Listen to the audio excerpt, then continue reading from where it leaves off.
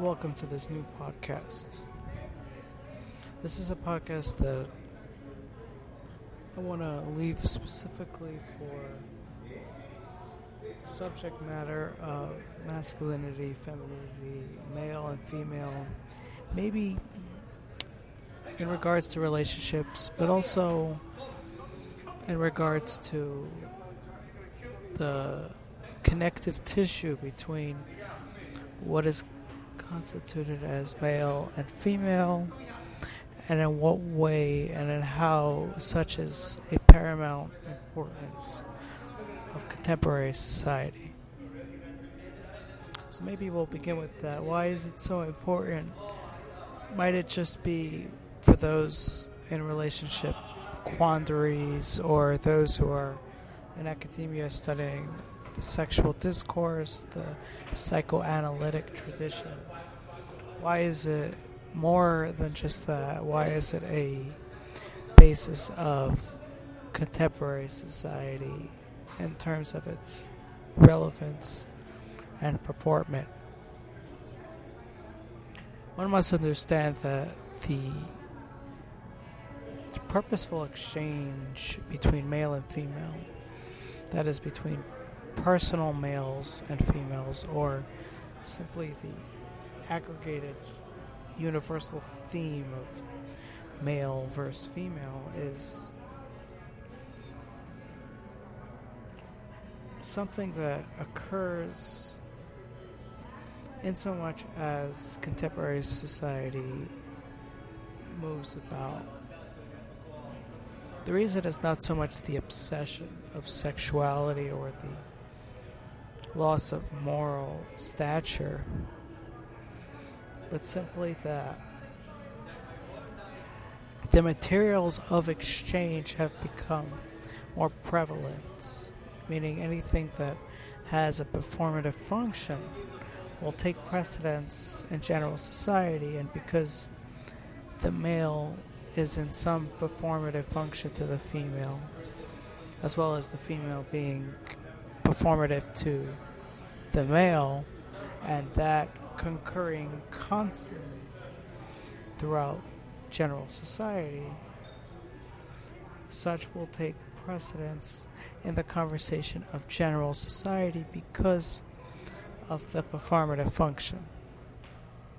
We might lose attention by asking the question of and how or why is it a performative function, but gathered by anecdotal experience, it is true that it is a performative function. It is a better question to ask in what way the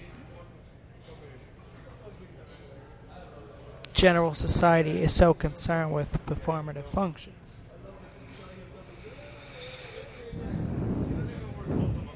Let us enter into a stage play to get an awareness, because that is the paramount performative function, a performance for the audience. The reason that there is an audience interested in a performance is because they are acquiring metaphorical and conceptual values to ascertain their existential experience. For if one of those two things are not in existence, then it would not be a probable audience of interest.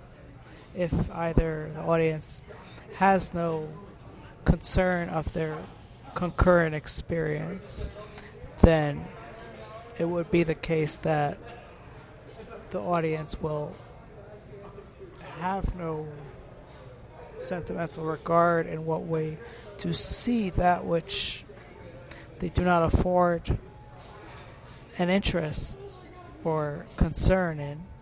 As well, it requires to be something of paramount existential importance for the individual, for why couldn't they access it in any other case other than in a external performance that proves to the effect of their individuality.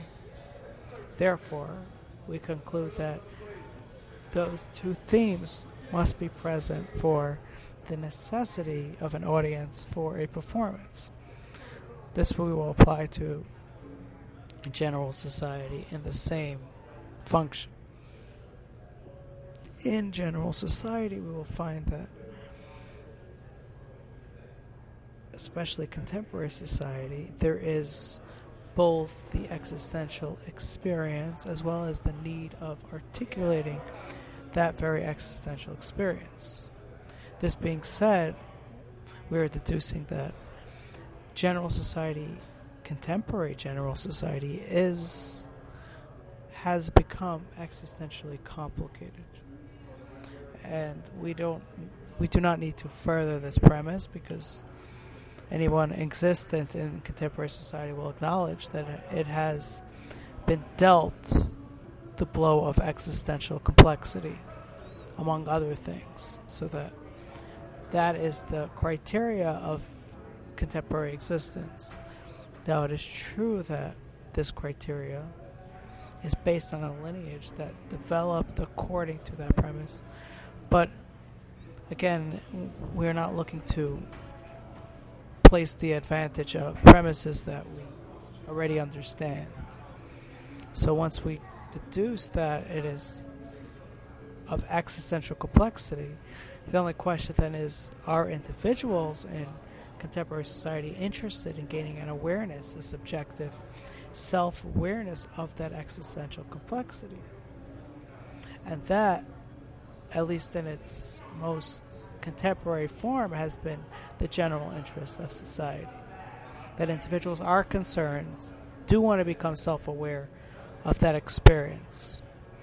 This is very understandable, for the burden of existential complexity demands of unpacking, regaling, controlling, regulating that existential complexity, instead of being rolled about by something so burdensome, so influential, that one experiences themselves as though completely in a controlling mechanism of grand proportions. So the natural inclination is to become acquainted, aware of the existential complexity to a point where it promises the control, regulation, and all other things that offer an individual not so much freedom, but the ability of control of those mechanisms. We could assume that individuals do not want to maintain a neutral stance of being controlled by mechanisms, but rather want to take the helm of being in control of mechanisms. And if it is existentially burdensome, then surely individuals would want to take precedence in that realm. Thus, we are deducing both these organic acclamations of contemporary society for being both existentially burdensome as well as individually interested. The individual's interested in the becoming self-aware of the existential complexity. Once those are in effect, general society will move into a measure of aggregating all performances that are available, whether creations or general social functions that may in some way offer a performative function.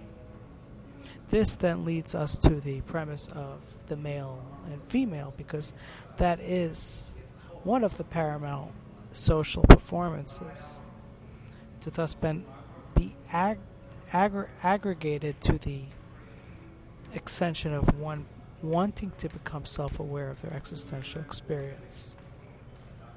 This is despite the fact that there is an existential exchange that takes place between these performative functions because of the existential complexity, but we are not applying that premise just yet. We are simply explaining in what way the male and female have become a performative function, and thus necessary of study irrespective of the sexual and academic connotations. because of this, we require that study, and I think this would allow for the introductory phase of our inquiry into the male and female. That our premise of understanding is because of this performance. We want to understand the performance no different than understanding a theater performance for the purpose of gaining knowledge of the existential complexity that we are dealing with.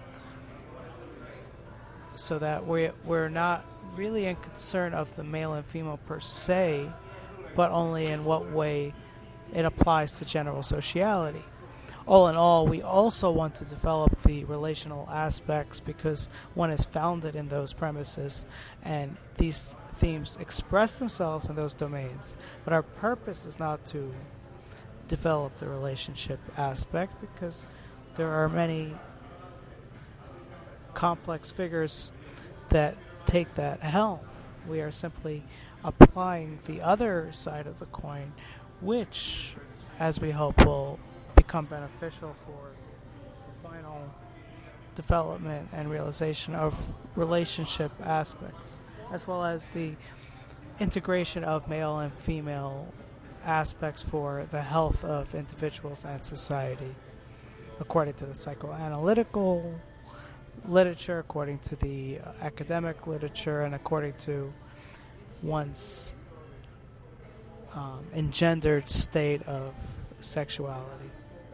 Thank you for listening, and I hope you participate, subscribe, and leave a review. This is a new podcast, so give a shout out, send it to others, share, and we'll be back for the further development of this subject in accordance with this introductory theme.